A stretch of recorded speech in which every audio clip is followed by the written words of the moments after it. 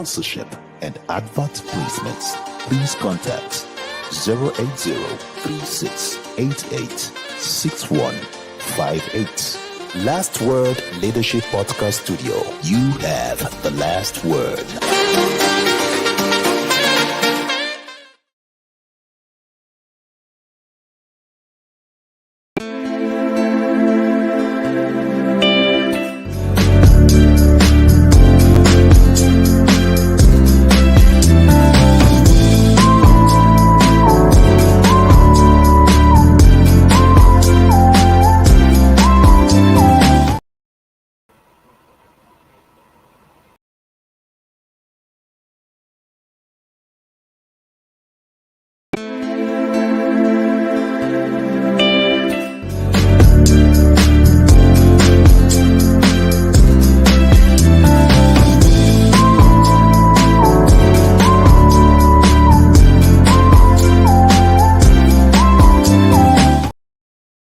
Welcome back. In case you're just joining us, the program is Inside Nigeria, your number one breakfast show on television. My name is Wilfred Global, and my guest this morning, as you can see, he's already in the studio. He's a public affairs analyst, he's a well-seasoned analyst, Samela Musa.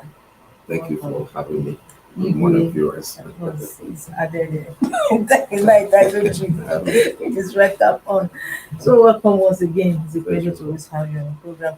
Now, the training story is still on the issue of there's no end to this subsidy paying as the company super captured it, and a protest broke out yesterday in Edo State. You know, there's always saying that Edo not be carry mask over this. So what should be done? Yeah, okay. And the editorials of Daily Trust yesterday and even the Punch newspaper actually called for a reversal of subsidy removal. You see, I think what the government of Asiwaju Ahmed Tinubu did was to actually caught the CSOs unawares, because his first speech on the day of inauguration has captured what he wants to do about subsidy in total. I believe at the same time, Nigerians were not expecting it So soon, so sudden, and then when it happened, there was no room for protest, because what people were thinking actually, because now that the reality is gradually being done on people, because at the day of the inauguration, you will notice that there's so much quietness from opposition. The reason is simply because they felt, no, this inauguration is going to be a carry because it's going to be upturned at the tribunal. But as time is going, the reality is beginning to dawn on people that, well, it's neither here or there. Do you understand? Because, I mean, the protest should have started on the inauguration day. But because they felt, no. Anyway, this presidency is not going to hold in the first place. We're just waiting on the tribunal. Yes. I think that is why the protest has, so there was so much quietness all around the country, especially from opposition political parties, union leaders, and all. We saw when the NLC tried to issue a warning strike, that also didn't hold water. For whatever reason, yes. Because you see, apart from the industrial court issue, the NLC is gradually losing credibility. So many civil society organizations don't trust NLC anymore. There's no any meaningful protests NLC is going to lead in this country that is really going to be that effective like we used to have in those days, you know, when there's still some level of sanity. Because whenever the NLC calls for some civil action against the government, without proper consultation with other stakeholders, they go behind, of course, the leadership, collect money, and then just announce the next day that they are suspending it. You understand? So in most of the cases, once you hear suspending it, it's just to try to make people to be a little bit calm, because there's not going to be another strike after that. That warning is, that suspension is actually final call off for strike. So I believe is now that quite a number of this opposition, because if you notice, Edo State massively also voted for Labour Party presidential candidates. So for some of them, the reality has started coming to clear that, oh, okay, we are not even sure whether this mandate is going to be returned to our presidential candidates.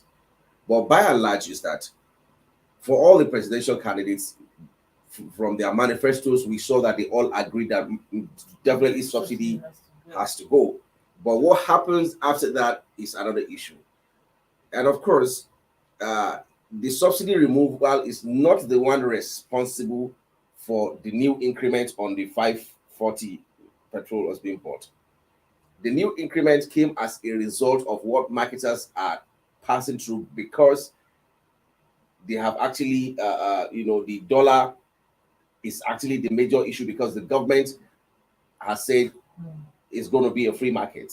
You understand? So marketers are also saying, well, we are going to sell at the rate we're buying dollar. Yes. So, and that's what is causing. So I think the onus now falls on whatever CBN is doing to alleviate this hardship, because we are now seeing that, okay, is the policy dished out from the CBN is the one that affecting this other increment. Do you understand that it's responsible for this other increment of 612 or whatever? So I think there's a need so that we don't focus on the petroleum industry and leaving the one that is also responsible, because it's whatever the marketers are getting it in the market that determines how much they're going to sell. So I think the government should just look into it. And like I said the other time, I said something. Most of these governors who are planning to introduce palliatives, can there be a way of introducing this your palliative, channel the money into the subsidy of the petrol in the long run? You understand? Because you're saying just for workers, like Kwara said, it's just for workers. So what happened to the rest of the people who are not public servants? You understand? Because they all go to the same market. The workers is just few compared to the you understand? So if they go to the same market, how come it's only a fraction of the society that is going to be enjoying the palliatives and not the rest of the citizens? That also needs to be looked into. But elsewhere in the world, a colleague was just saying it. Governments do subsidize especially this energy for a citizen. So why would Nigeria be an exception? Yeah, you see, Nigeria can be an exception because we have gone through so much issues about bad governance and all that. A lot of times, and that's why citizens are losing confidence in whatever government that is coming, whatever it is that they are saying. People are losing interest. Whenever they announce that, oh, Nigeria has just recovered so $1 billion from Abacha loot or from that loot or whatever, you can actually not place your hand on what the money was being spent for. So those are issues that are making us lose confidence in the leadership, because in those other clients you're saying, they are not suffering what we're suffering. Nigeria, fine, yeah. Nigeria is a developing country. Successive governments over the years have sold us the information that subsidy is a scam, is the money is actually entering to the rich pocket of the rich. And is it not the government? Can't they do something to arrest it? Yeah, that's exactly the point I'm trying to make. So a lot of times there's always sabotage, there's some kind of compromise within the people who are saddled with the responsibility of going after them. We saw sometimes back when Asari Dokubo said that the military is actually responsible for the large part of theft of the petroleum crude oil in the Niger Delta, because the president himself will not carry gun and go after these people. Some people are responsible, and that's why we saw at a particular time in this country that the military are buying, even to be posted to Niger Delta as a member of the Joint Task Force. They are paying heavily, because by the time you spend a year there, you're already owner of houses in Abuja and all of that. Exactly. So of course we saw the military came out and denied, but that culture has to stop. Now, who has the balls to stop that culture is what we don't know yet. We don't know what this government is planning to do, but of course, Asari Dokubo, I believe, is one of the things he discussed with the president privately the day he went to visit him. So we're going to watch to see if actually they are serious. But of course, we started seeing some changes about the military arresting vessels and setting them on fire. just to deter others who wants to keep doing that. We will watch, because at the point I told some people, I think late last week, like, it's too early to actually begin to judge this government. Like Osomali also rightly said that we didn't promise to perform miracles overnight. So we're just going to give them the benefit of that and see some of these things and how they're panning out. Right. Now, during your conversation, you mentioned that we've seen the Navy, and that is an issue because 2 weeks ago or last week, the National Assembly told Navy to stop burning ferries caught with stolen crude, so that you can fish out those behind it and the perpetrators and bring them to book. And here we have Navy replying that they won't stop burning vessels. And many people see that Navy is trying to hide so many things by burning these vessels that are stealing. Well, what do you think about you see, that? there are two sides to this whole thing, because yes, it's an assumption that Navy is trying to hide something, Yes. and also All the perpetrators to go scot-free. yes, but even that should be commendable. The reason why I'm saying it's commendable is that those things cost a fortune. No, many are of the opinion that before this, at the end of the day, the ferries that are burned, the stolen crude has already been taking saffron out of it. Well, that there's a possibility for that.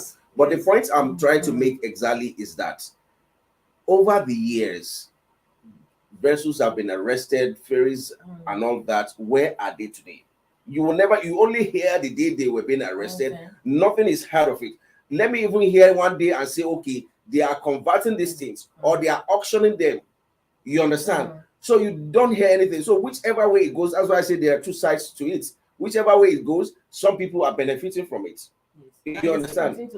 They will continue to benefit from it. So it all depends on the seriousness of this government, or perhaps the seriousness because if the people who are there now say, okay, once we arrest this, we're going to set it on fire. It means you're going to be having reduction of those, because maybe they were hiring them before. The people who owns them knows that these things are going to be used for bunkering.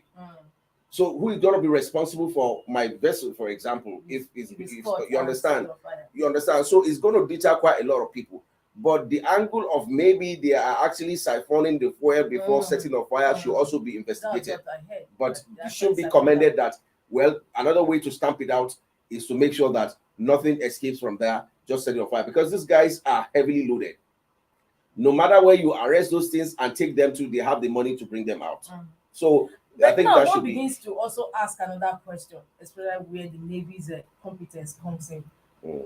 Now, can anyone just come and start plying our waters? A ship come and ply our waters? Well, it has been happening.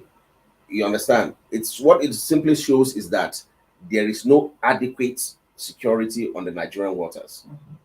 Yet we have the Navy. Yet we have the Navy. It's their responsibility. So they should be responsible for all the things happening. I feel there should be another eye that is keeping an eye on Navy itself, so that there will be checks and balances. If this agency doesn't trust this one doesn't trust this one, it's going to go a long way in bringing sanity into the Nigerian waters, because these things it's been in operation for donkey years. At the point we saw how the militants were the one doing the bunkering. Later on, the government couldn't stop it. They had to give a militant leader that contract to secure the Nigerian waters. So a lot of drama is around that that territory that needs thorough investigation, because this is Nigerian economy is actually petroleum driven. You understand? So why should we be playing with the only thing that is actually running our economy? Yes. And when Asari Dokubo, after visiting President Tinubu, announced to the world that it was the military that is responsible for it, not a few Nigerians actually believed, including myself anyway, that actually, because we cannot continue to have a shortage in our oil production if the military, who we actually deployed to guide these pipelines, is not involved. Yeah, I think, in fact, there was a time I know that there's some kind of synergy between the people who are actually stealing with the authorities, perhaps the military who are supposed to stop them. So sometimes they even escort them out of the Nigerian waters. Yes. From a far distance and make it look like, okay, somebody is actually chasing them and all of that. And once they get into either Ghana waters or something, they turn back and come back. Of course, they know how to share the proceeds of that. So it's been a culture. So it's something that the president perhaps will have to take seriously this time around. Yes, another issue that I just wanted to throw light on is this arms proliferation. Like the nation did an editorial on it recently. A truckload of arms was impounded on his way to Anambra State, and even the Asari Dokubo himself was brandishing the AK-47 when he was speaking. So many, and it's partly responsible for the crimes that we are having in our country today, the insurgency, the insecurity. So what can be done about it? Because 3 years ago, the audits carried out on police discovered that over 200,000 weapons were lost. Yes. You see, there are quite a lot of weapons in the hands of police, and which were not accounted for. That one is an everyday occurrence. I once went to one of their Mopol bays where I was meant to clear some mobile police officers to be an escort to one of our executive vice president at the time of the company I was involved with. And then they wanted to be given permission that they don't have to return their arms when they close from work every day. So they asked me to beg the commandant that they will have to be spending extra transport money to go to Area 10 at that place to submit the weapons at the armory and come in the morning to pick them up and all that. So I tried to talk to the commandant, and he said, look, these people, you can't trust them. So we have just their stories are, you are tired of it. That somebody will come in the morning and tell you that when he went to toilet yesterday night, before he came back to his room, he's gone and it's stolen. And some of the armed robbers that we caught, we found out that the guns were given to them on rentals by our own personnel. You understand? So this kind of stories are all over in the Nigerian police, you know. And then even this takes us back to the issue of the Nigerian waters. You see, the safest route of bringing in ammunition into Nigeria over the years has been Nigerian waters. In fact, at the point when militancy was going on, we had an issue where some of the guys coming from foreign countries to come and steal Nigerian crude or buy from the bunkers were actually also bringing some ammunitions in exchange for crude. You understand? In large quantities. To say, okay, outside the non-social millions that we're paying you, we pay the rest with ammunition. So they are bringing them in. So that is another area that the government needs to look into. It's perhaps people who don't have access to Nigerian waters that are bringing them in by road. You understand? So there's quite a lot to look into if you really want to stop this proliferation of arms in this country. Because if you look at it, it's just the basis for the insecurities that we are having. Even one chance drivers carry them with a gun. So what can everywhere. Be done? What is the police doing about it, and what should the police do about it? Well, I've not seen anything. I've not seen anything the police is doing about it yet. I mean, we have just pockets of arrests, but you see, sometimes when you hear, social number of this was arrested at the border or so, how much do you know that have been let hook that were not noticed or were not caught that escape? It's just like arresting drug dealers, for example. Out of 100, maybe you're able to arrest 10. You get what I'm saying? So really, we know, and even the land borders themselves is only the ones that are coming in through vehicles that sometimes are caught. We have people who are smuggling ammunition into Nigeria by road on bikes. We saw some of them arrested that are working with some militant leaders in Zamfara State, who were saying that they were bringing them in sacks of food items. They disguise as if, they're just bringing in food from their farm or something through the bushes, and whereas they have all these AK-47 well folded inside those sacks. So there's quite a lot if the government is serious about that. Yeah, government should really rise up to the occasion and they just do that. Now, before we go, the former President Olusegun Obasanjo has also thrown this, how do you call it? Thrown another of his missiles. He says most Nigerian leaders' knowledge of development shallow. Now, do you share his thoughts?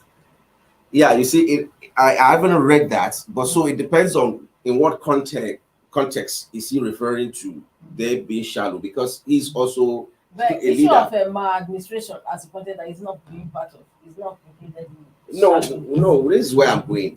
He was also a president of this country at some point, not once, not twice.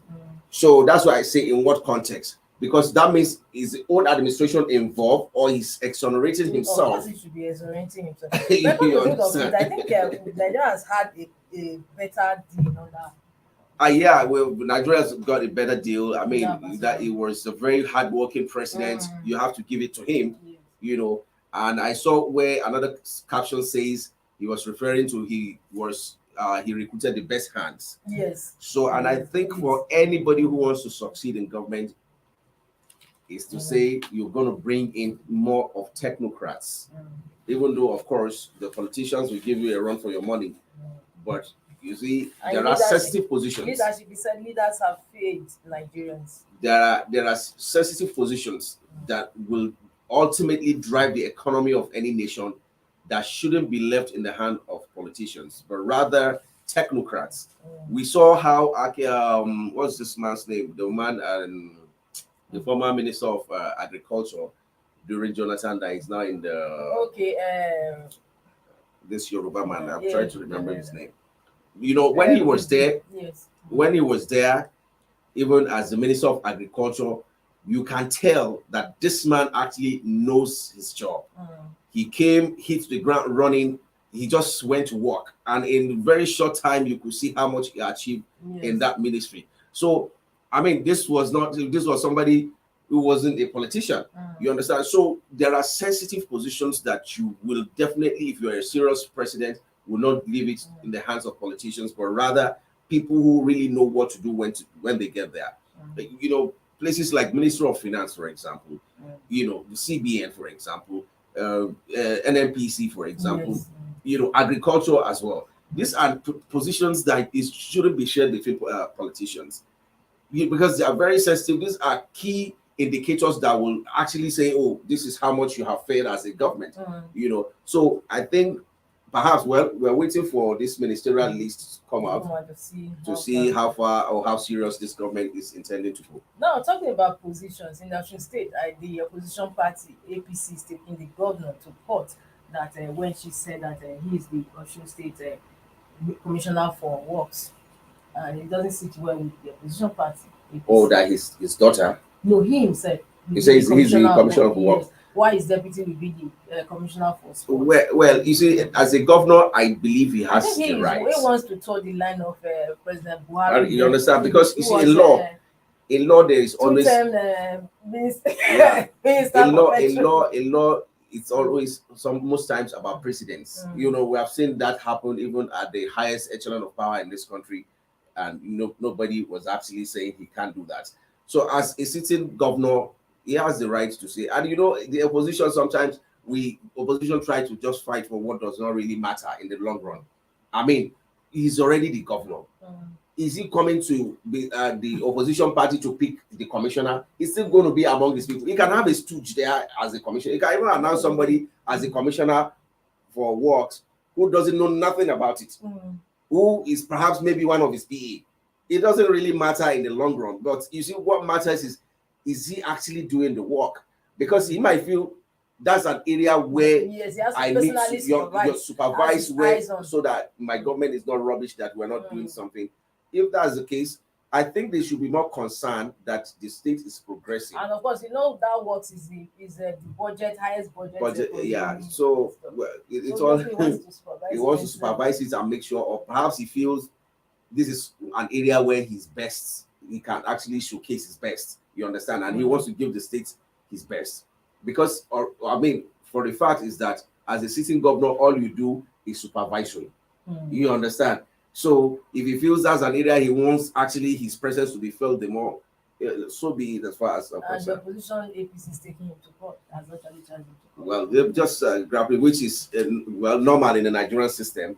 Opposition just dabbles into anything, but it doesn't really concern the APC in as much as the man is actually doing the right thing. It's different if we go towards the line of Buhari, because we never felt his presence. Perhaps maybe most of the discussions are behind closed doors, but we're just feeling, oh, okay. This is because we saw at the point during Buhari's time that even the Minister of Petroleum was relegated. Yes. He wrote a petition to the president that he's been sidelined. Even the GMD of NNPC has more power than him and all of that. But they made him redundant. They've made him redundant. You know, He had so to resign. he has to resign and leave the place. Okay. So just before we go, any other, perhaps you share your views on any of the leading story? Well, I think we've covered virtually everything. We have. So what about the Guardian story? The Guardian has this exclusive story on the made in Nigerian smartphones fumble as monthly importation hits 50 billion now. Talking about still forest decline. Yeah, when they say made in Nigeria smartphones fumble as monthly importation hits 50 billion.